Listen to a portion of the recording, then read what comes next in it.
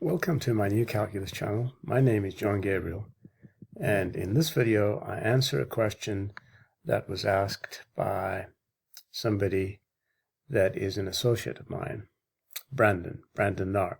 So Brandon asked, what does instantaneous rate mean with respect to calculus, and how is it calculated, and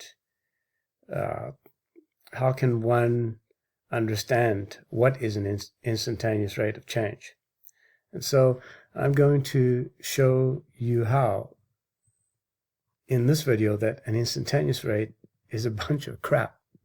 And I'm going to do that in a way that if you pay attention, you'll never forget what I'm about to teach you, and you'll never be fooled again by people such as those cranks in the mainstream and those crank physicists who don't have a clue what they're talking about.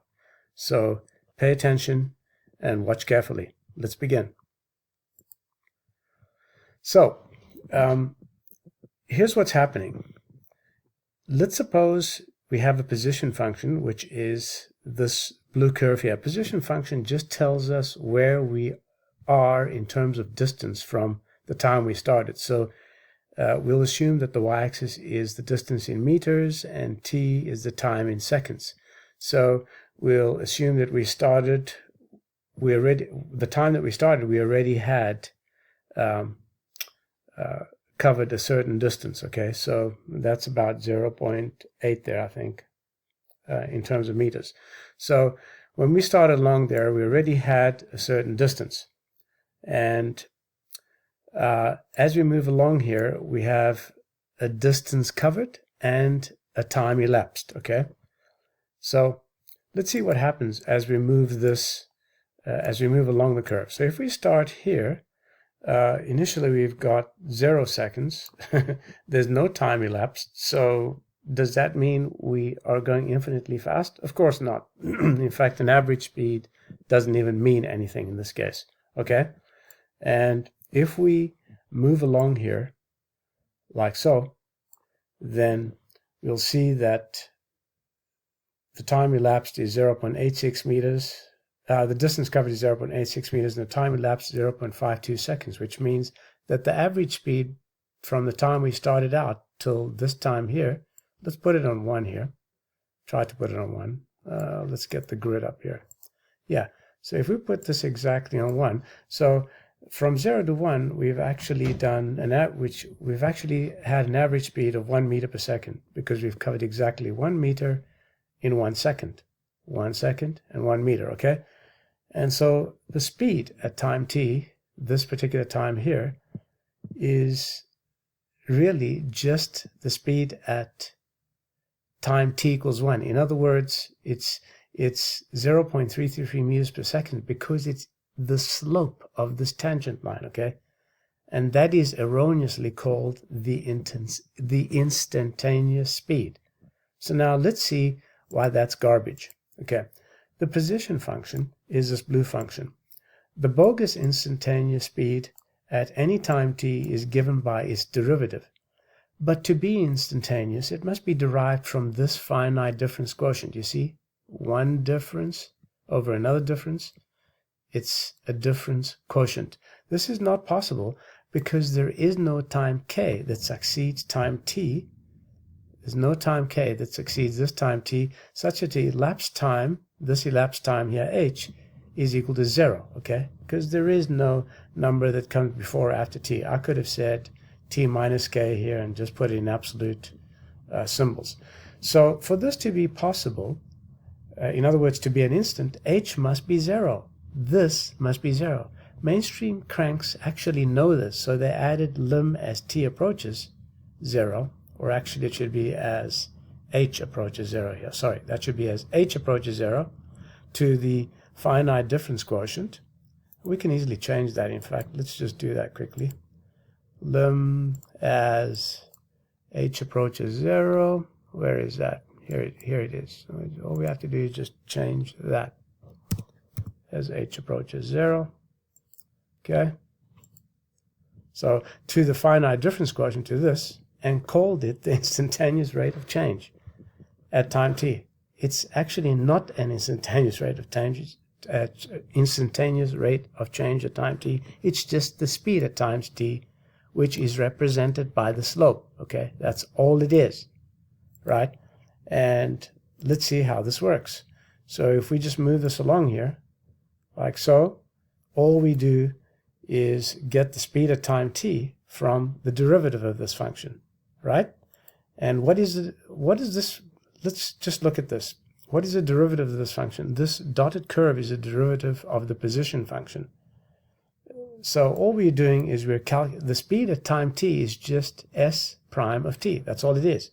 Okay? It's the tangent line slope. There's nothing instantaneous about it. It's always been there, by the way. Nothing's changed here. These tangent lines have always had the same slope. Now, idiot physicists think that they can find a model for every position, that there is a position function for describing every motion example. There isn't. For example, what does time t equal to? So here, at t is equal to 0, as at t is equal to 2, this speed, this bogus instantaneous speed, is not even defined, right? So what does s prime of 2 mean in physics? Your guess is as good as mine. There is no such model in the actual physics world, okay? So the problem here is that to have an instantaneous rate of change, you must have a function.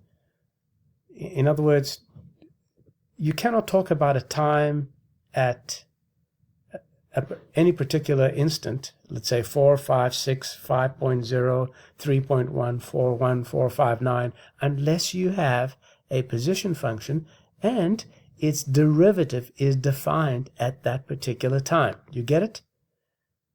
That's all that it means to talk about at a time, at a particular time. So there is no such thing as an instantaneous rate of change. It's bogus. I mean, look here. If you had to look at this particular expression here, you'd essentially need to have 0 there to make this instantaneous. Now suppose that we don't have a position function and the data is coming in from, let's say, a speedometer, which doesn't do anything with mathematics or calculus. It's all mechanical or electrical. It gives us the speed, it gives us a distance and the elapsed time. In fact, it doesn't even give us the elapsed time. It just gives us the speed and the distance. And then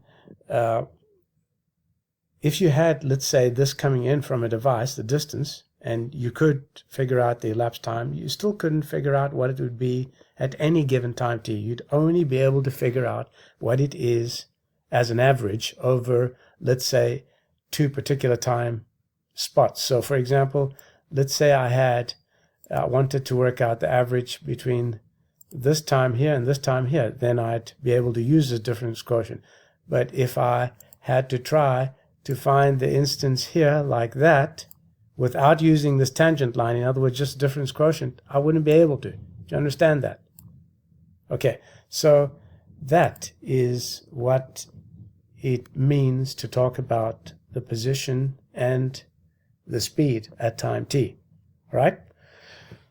So there is no such thing as an instantaneous rate.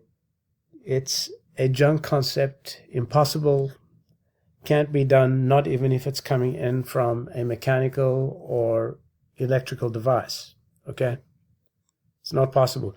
Sure, a speedometer more or less shows the speed or the motion information at a given time, but it's not, strictly speaking, accurate. So, for example, vehicles that travel have a certain device which measures their speed, but although it's more accurate than trying to measure it using the difference quotient, it's not entirely accurate because there is no such thing as a real number. Okay, and I'm not going to go into that now. I hope you've understood what I've tried to explain here. And if you have any questions, you can post them in the comment section and I'll answer them. Take note that anyone with an attitude will just be blocked and not be able to comment again, ever. This is the New Calculus channel. My name is John Gabriel. Until next time, goodbye.